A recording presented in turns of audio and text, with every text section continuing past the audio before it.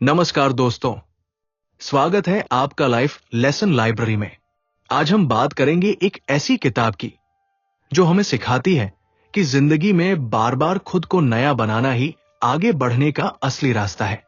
किताब का नाम है रीइन्वेंट योरसेल्फ और इसे लिखा है जेम्स एल्टचर ने। लेखक बताते हैं कि कैसे हम अपनी सोच, अपनी आदतों और अपने फैसलों को बदलकर जीवन में नए मौके बना सकते हैं। ये किताब हमें समझाती है कि बदलाव से डरना नहीं चाहिए, बल्कि उसे अपनाना चाहिए।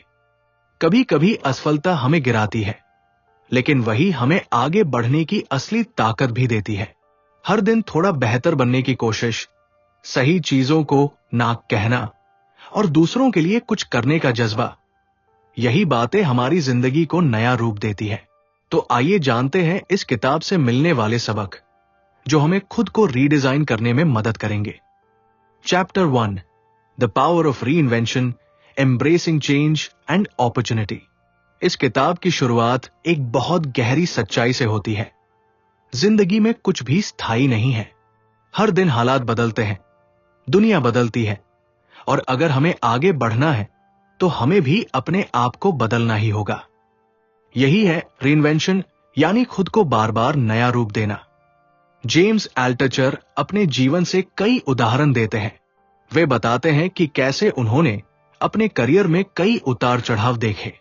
कभी उन्होंने एक कंपनी बनाई और वो सफल रही, फिर अचानक सब खो दिया।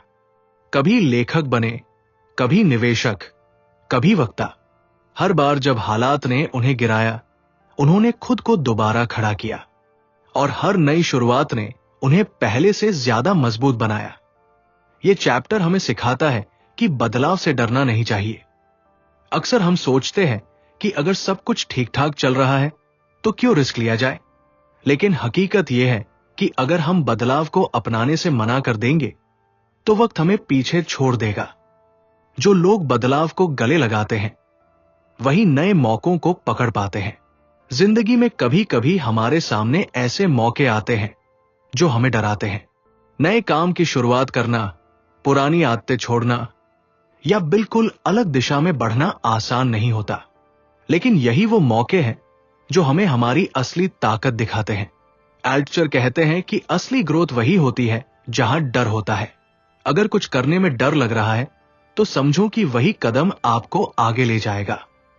यह भी समझना जरूरी है कि रीइन्वेंशन का मतलब सिर्फ करियर बदलना नहीं है। यह हमारे सोचने के तरीके, हमारे रिश्तों, हमारी सेहत और हमारी आदतों में भी हो सकता है। अगर हम रोज खुद से पूछें कि मैं आज अपने कल से कैसे बेहतर हो सकता हूं, तो हम धीरे धीरे अपने आप को एक नई दिशा में ले जा सकते हैं।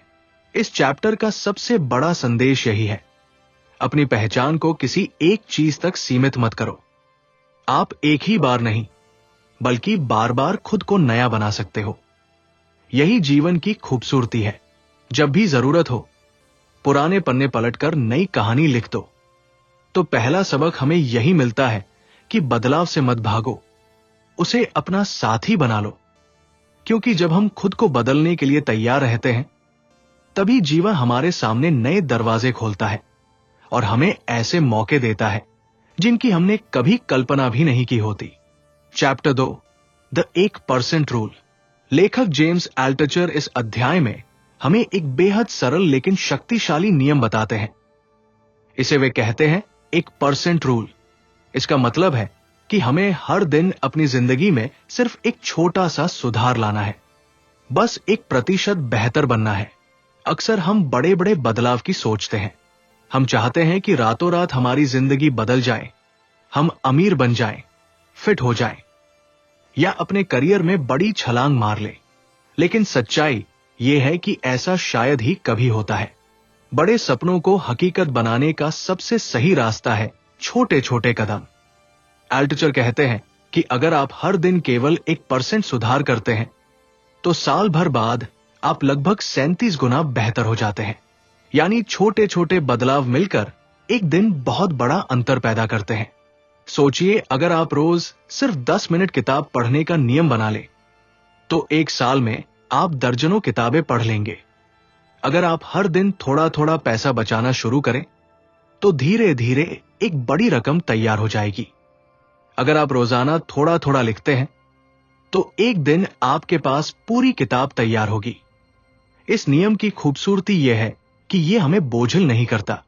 जब हम सोचते हैं कि हमें एकदम से सब बदल देना है तो हम डर जाते हैं, टालने लगते हैं। लेकिन जब हम सोचते हैं कि आज सिर्फ 1% सुधार करना है तो यह आसान लगता है, और आसान काम ही लंबे समय तक टिकते हैं। जेम्स एल्टचर बताते हैं कि उनके जीवन में भी यह नियम बहुत मददगार रहा। उन्होंने एकदम से परफेक्ट बनने की कोशिश नहीं की, बल्कि रोजाना अपने काम में, अपने रिश्तों में और अपनी सोच में छोटे छोटे सुधार किए। धीरे धीरे वही सुधार उन्हें नई ऊंचाइयों तक ले गए। ये अध्याय हमें यह भी सिखाता है कि 1% रूल सिर्फ व्यक्तिगत विकास तक सीमित नहीं है। यह हमारे करियर, स्वास्थ्य, वित्तीय जीवन और यहां तक कि हमारे मानसिक स्वास्थ्य पर भी लागू होता है। हमें बस निरंतरता रखनी है और रोज थोड़ा थोड़ा आगे बढ़ते रहना है। असल मायने में यह नियम हमें धैर्य सिखाता है। हमें याद दिलाता है कि महान काम रातों रात नहीं होते। जैसे बीज को पेड़ बनने में समय लगता है, वैसे ही छोटे छोटे प्रयासों को बड़ा रूप लेने में समय लगता है। लेकिन अगर हम लगे रहते हैं तो एक दिन वही छोटे प्रयास हमें उस मुकाम पर पहुंचा देते हैं जिसकी हमने कभी कल्पना भी नहीं की थी। तो इस अध्याय से सीख यही है कि कभी बड़े कदम उठाने के दबाव में मत आओ। बस रोज अपने आप से एक सवाल पूछो, क्या मैं आज अपने कल से थोड़ा सा बेहतर बना हूं? अगर जवाब हां है तो समझो आप सही रास्ते पर हो। Chapter 3, the power of no. इस अध्याय में जेम्स एल्टचर हमें एक बेहद अहम लेकिन कठिन सबक सिखाते हैं, ना कहने की ताकत। हम में से ज्यादातर लोग दूसरों को खुश करने के लिए हर चीज पर हां कह देते हैं, चाहे वो कोई दोस्त हो, परिवार का सदस्य हो या फिर हमारे काम से जुड़ा कोई व्यक्ति। लेकिन ऐसा करते करते हम खुद को भूल जाते हैं और अपनी जिंदगी पर से नियंत्रण खो बैठते हैं। लेखक बताते हैं कि शुरुआत में उन्हें भी हर चीज पर हां कहने की आदत थी। वे हर किसी को खुश करना चाहते थे, लेकिन धीरे धीरे उन्होंने महसूस किया कि इस आदत ने उनका समय छीन लिया, उनकी ऊर्जा खत्म कर दी और उन्हें उनके असली लक्ष्यों से दूर कर दिया। ना कहना मुश्किल जरूर है, लेकिन यह जरूरी भी है। जब आप उन चीजों को मना करते हो जो आपके लिए सही नहीं है, तो आप अपने समय और ऊर्जा को उन कामों में लगा पाते हो जो सच में आपकी जिंदगी बदल सकते हैं। इस अध्याय में यह भी बताया गया है कि ना कहने का मतलब बुरा या स्वार्थी बनना नहीं है, बल्कि यह अपने जीवन की प्राथमिकताओं को समझना और उन पर डटे रहना है। मान लीजिए आपका लक्ष्य अपनी सेहत पर ध्यान देना है, लेकिन अगर कोई दोस्त देर रात पार्टी के लिए बुलाए और आप हां कह दें, तो आप अपने ही लक्ष्य से समझौता कर रहे हैं। वही अगर आप सम्मानपूर्वक ना कहते हैं तो आप अपने लक्ष्य की तरफ ईमानदार रहेंगे। एल्टचर ये भी बताते हैं कि जब आप ना कहना सीखते हैं तो लोग आपको और ज्यादा सम्मान देने लगते हैं, क्योंकि वे समझ जाते हैं कि आप अपनी सीमाओं को जानते हैं और उनका पालन करते हैं। यह आपको आत्मविश्वास भी देता है और दूसरों को भी यह संकेत मिलता है कि आपका समय कीमती है। इस अध्याय का एक बड़ा संदेश यह भी है कि ना कहने से आप अपने लिए जगह बनाते हैं। जब आप अनावश्यक कामों, झूठे रिश्तों या उन जिम्मेदारियों को मना करते हैं जो आपके लिए बोझ हैं, तो आप अपने जीवन में उन चीजों के लिए जगह खोलते हैं जो वास्तव में महत्वपूर्ण है। ना कहना सिर्फ दूसरों से नहीं, बल्कि खुद से भी जरूरी है। हमें उन आदतों, उन विचारों और उन कामों को भी ना कहना होगा जो हमें पीछे खींचते हैं, जैसे आलस, नकारात्मक सोच या वो काम जो सिर्फ समय बर्बाद करते हैं। जेम्स एल्टचर कहते हैं कि हर ना हमें एक बेहतर हां की तरफ ले जाता है। यानी हर बार जब आप किसी बेकार चीज को मना करते हो, तो आप अपने जीवन में किसी बेहतर अवसर के लिए जगह बना रहे होते हो। तो ये अध्याय हमें सिखाता है कि ना कहना कमजोरी नहीं है, ये आपके जीवन पर नियंत्रण पाने का सबसे शक्तिशाली तरीका है।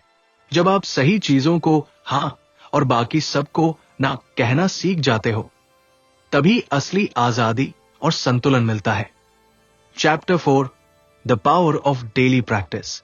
जेम्स एल्टचर इस अध्याय में हमें एक बेहद सशक्त आदत के बारे में बताते हैं, रोजाना अभ्यास की ताकत। वे कहते हैं कि किसी भी स्किल, किसी भी लक्ष्य या किसी भी सपने तक पहुंचने का असली रास्ता निरंतर अभ्यास है। लेकिन दिक्कत यह है कि हम में से ज्यादातर लोग बड़े परिणामों के पीछे भागते हैं, जबकि छोटे छोटे अभ्यास की अहमियत को नजरअंदाज कर देते हैं। लेखक बताते हैं कि उन्होंने अपने जीवन में कई बार गिरावट देखी। हर बार जब वे दोबारा खड़े हुए तो सिर्फ एक ही चीज ने उन्हें सहारा दिया, रोजाना अभ्यास। चाहे वो लिखना हो, सोचने की आदत हो, रिश्तों को संभालना हो या निवेश करना, उन्होंने नियमित रूप से छोटे छोटे अभ्यास किए और धीरे धीरे खुद को बेहतर बनाया। इस अध्याय का संदेश यह है कि प्रतिभा जन्म से नहीं आती। कोई भी इंसान जन्म से लेखक, गायक या सफल उद्यमी नहीं होता। ये सब रोज के अभ्यास से बनता है। अगर आप रोजाना थोड़ा लिखते हो तो एक दिन लेखक बन जाओगे। अगर रोजाना अभ्यास करते हो तो एक दिन शानदार वक्ता बन जाओगे। और अगर रोज अपनी आदतों पर काम करते हो तो एक दिन वे आपके व्यक्तित्व का हिस्सा बन जाएंगी। रोजाना अभ्यास करने का एक और फायदा यह है कि यह हमें अनुशासन सिखाता है। हम अक्सर सोचते हैं कि हमें प्रेरणा, मोटिवेशन की जरूरत है, लेकिन सच्चाई यह है कि प्रेरणा कभी कभी ही आती है। असल मायने में हमें चाहिए रूटीन। जब अभ्यास हमारी दिनचर्या का हिस्सा बन जाता है, तब हम बिना सोचे समझे भी उसे करते रहते हैं और वहीं से बड़ी उपलब्धियां जन्म लेती हैं। एल्टचर ये भी बताते हैं कि अभ्यास का मतलब परफेक्ट होना नहीं है। अभ्यास का मतलब है लगातार कोशिश करना, गलतियों से सीखना और धीरे धीरे बेहतर होना। अगर आप रोजाना थोड़ा थोड़ा भी सुधार कर रहे हो तो समय के साथ आप अपनी सीमाओं से कहीं आगे निकल जाओगे। इस अध्याय में लेखक एक और गहरी बात कहते हैं कि अभ्यास सिर्फ बाहरी कामों तक सीमित नहीं होना चाहिए।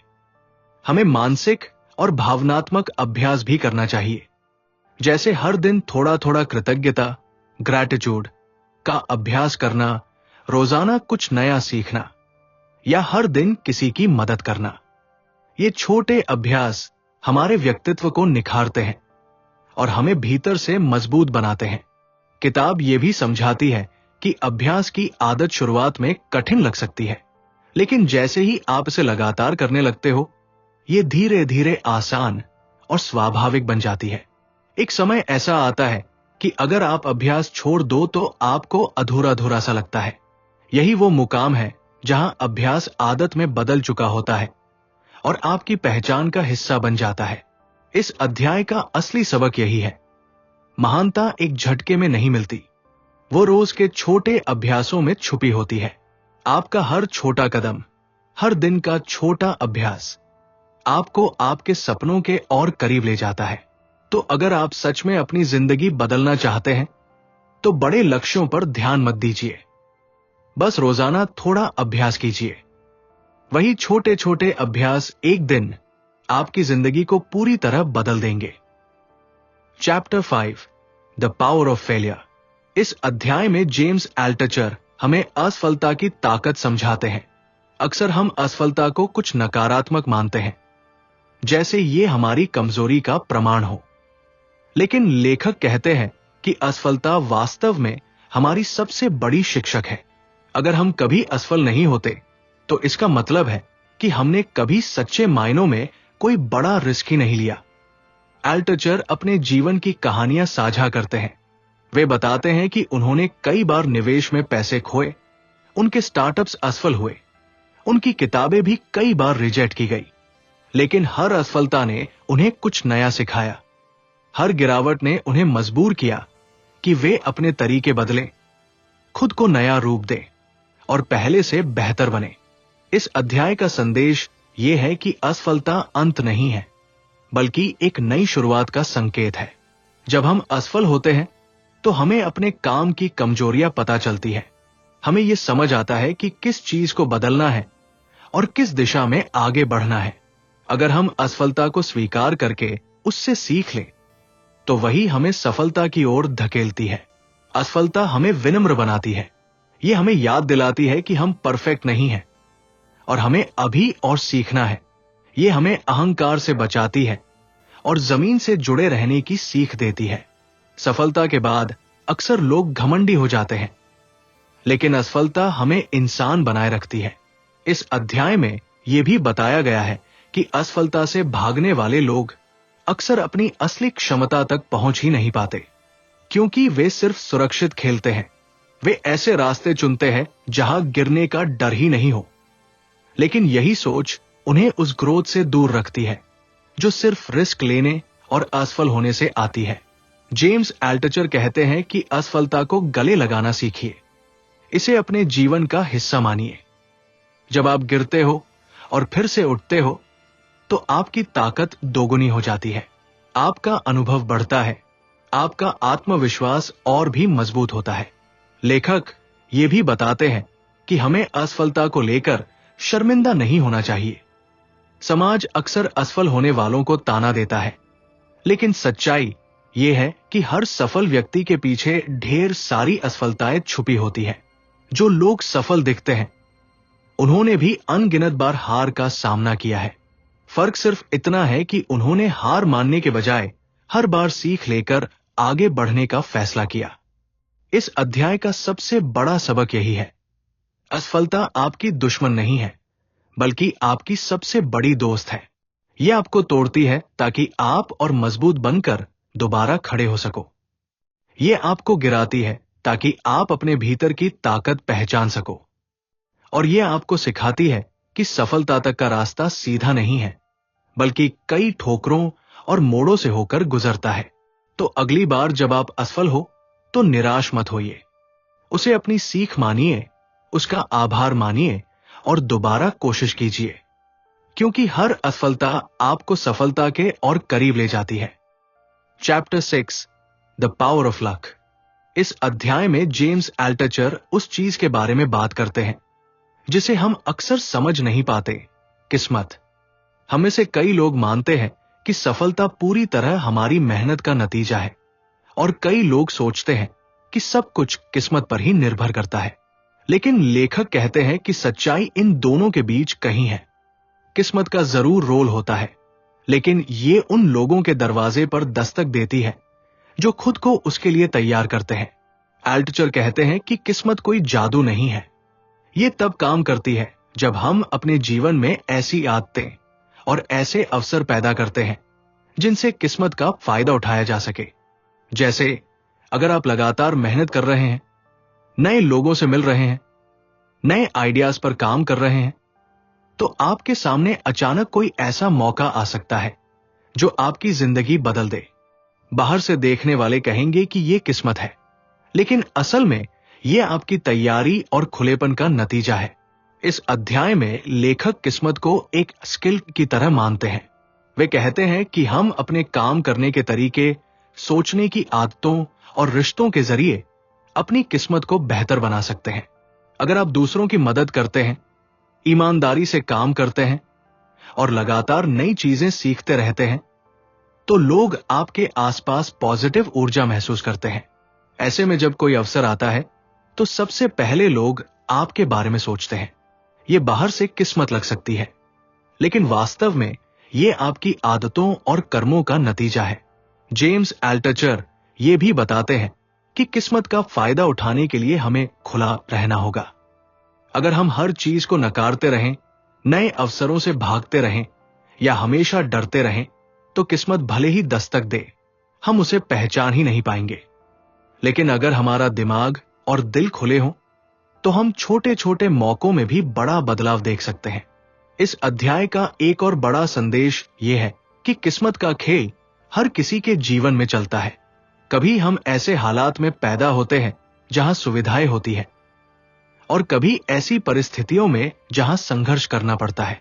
लेकिन असली ताकत इस बात में है कि हम उन हालात का इस्तेमाल कैसे करते हैं।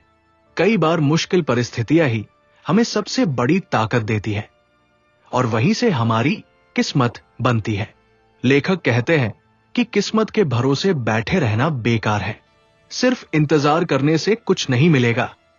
लेकिन अगर आप रोज थोड़ा थोड़ा सुधार करते हैं, नए रिश्ते बनाते हैं, लगातार सीखते हैं और खुद को आगे रखते हैं, तो किस्मत आपके साथ खड़ी हो जाती है। ये वैसा ही है जैसे आप बीज बोते हो और उसकी देखभाल करते हो। एक दिन बारिश जरूर होगी और तभी वो बीज बड़ा पेड़ बन जाएगा। लोग कहेंगे कि बारिश किस्मत थी, लेकिन असल में पेड़ इसलिए बना क्योंकि आपने बीज बोया और धैर्य रखा। इस अध्याय का सबक यही है कि किस्मत को कभी नकारो मत, लेकिन पूरी तरह उसी पर निर्भर भी मत रहो। आप अपनी तैयारी, अपने दृष्टिकोण और अपने कर्मों के जरिए किस्मत को अपने पक्ष में कर सकते हो।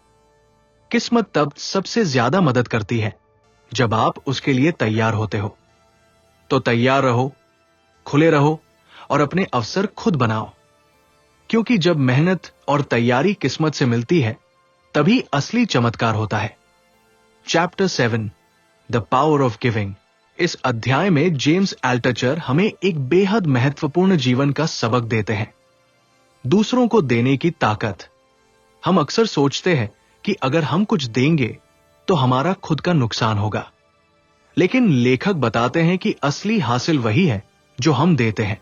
दान, मदद, समय, ज्ञान या अपनी ऊर्जा, जो कुछ भी हम दूसरों के लिए करते हैं, वो न केवल उनके लिए बल्कि हमारे लिए भी बहुत बड़ा लाभ लेकर आता है।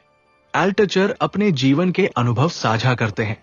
वे बताते हैं कि जब उन्होंने सिर्फ अपने लिए काम किया और अपनी सफलता के लिए हर कदम उठाया तो उन्हें कभी असली संतोष नहीं मिला। लेकिन जब उन्होंने दूसरों की मदद करना शुरू किया, चाहे वो छोटे काम हो, किसी को मार्गदर्शन देना हो या समय देना हो, तो उन्हें अंदर से एक अनोखी खुशी और ऊर्जा महसूस हुई। लेखक बताते हैं कि देना सिर्फ पैसे देने तक सीमित नहीं है। कभी कभी सबसे बड़ी मदद है समय देना, किसी को सुनना, सलाह देना या किसी की समस्याओं को हल करने में मदद करना। जब हम बिना स्वार्थ के देते हैं तो हमारा दिमाग और दिल खुलता है। हमें अपनी जिंदगी की असली प्राथमिकताएं समझ में आती है और हमारा दृष्टिकोण बदल जाता है। गिविंग का सबसे बड़ा फायदा यह है कि यह हमारे संबंधों को मजबूत करता है। जो लोग दूसरों के लिए कुछ करते हैं, उनके आसपास लोग भी उनकी मदद के लिए खड़े रहते हैं। यह एक सकारात्मक चक्र बनाता है। जितना आप देते हैं, उतना ही आपको ऊर्जा, सम्मान और सहयोग मिलता है। एल्टचर कहते हैं कि यह केवल कर्म नहीं, बल्कि सुपर पावर है। इस अध्याय में यह भी बताया गया है कि देना हमारी सोच को बदलता है। जब हम दूसरों के लिए कुछ करते हैं तो हमारी नजरें सिर्फ खुद पर से हटकर दुनिया की ओर जाती है। हम दुनिया में संभावनाएं और अवसर देखते हैं। हम छोटे छोटे मौकों की अहमियत समझते हैं और दूसरों की खुशियों में अपने लिए खुशी खोजते हैं। एल्टचर ये भी समझाते हैं कि जीवन में संतुलन तभी आता है जब हम देना सीखते हैं। अगर हम सिर्फ लेने में लगे रहते हैं तो कभी संतोष नहीं मिलता, लेकिन जब हम देने की आदत बनाते हैं तो हमारी जिंदगी में एक नई ऊर्जा आती है। यह हमें अंदर से मजबूत बनाता है, हमें प्रेरित करता है और हमें अपनी असली क्षमता का एहसास कराता है। इस अध्याय का असली सबक यही है, जितना आप बिना स्वार्थ के देंगे उतना ही आपको मिलेगा। दिया गया हर छोटा या बड़ा योगदान एक दिन आपके जीवन में लौट कर आएगा, कभी किसी मदद के रूप में, कभी किसी नए अवसर के रूप में। तो अपने जीवन में गिविंग को एक आदत बनाइए, क्योंकि जब हम दूसरों की मदद करते हैं, हम अपने जीवन को भी नया अर्थ और नई दिशा देते हैं। यह सबसे सरल लेकिन सबसे शक्तिशाली तरीका है अपनी जिंदगी और अपने चारों तरफ की दुनिया को बेहतर बनाने का। तो दोस्तों, ये थे रीइन्वेंट योरसेल्फ के कुछ सबसे महत्वपूर्ण जीवन सबक। हमने देखा कि खुद को बदलना, छोटे छोटे सुधार करना, ना कहना, रोजाना अभ्यास करना, असफलताओं से सीखना, अपनी किस्मत के लिए तैयार रहना और दूसरों को देना, ये सभी आदतें हमारी जिंदगी को नया रूप दे सकती है। जिंदगी में बदलाव आसान नहीं होता, लेकिन हर छोटा कदम, हर रोज का प्रयास और हर सीख हमें हमारे सपनों के और करीब ले जाता है। जेम्स एल्टचर की ये किताब हमें याद दिलाती है कि हम किसी भी उम्र में, किसी भी परिस्थिति में खुद को रीडिजाइन कर सकते हैं। हमें बस धैर्य, अनुशासन और खुले दिल की जरूरत है। अगर आपको यह वीडियो पसंद आया हो तो लाइक और शेयर जरूर करें। नीचे कमेंट में बताइए कि आप किस सबक को अपनी जिंदगी में सबसे पहले अपनाएंगे। और हां, लाइफ लेसन लाइब्रेरी को सब्सक्राइब करना न भूलें, ताकि हम आपके लिए और भी प्रेरणादायक किताबों और सीखों के साथ आते रहें। याद रखिए, खुद को बदलने का सफर कभी खत्म नहीं होता, लेकिन हर दिन एक नई शुरुआत का मौका लेकर आता है। तो प्रेरित रहें, सीखते रहें और अपनी जिंदगी को लगातार बेहतर बनाते रहें। धन्यवाद। और अगली बार मिलते हैं एक नई किताब और नए जीवन के सबक के साथ।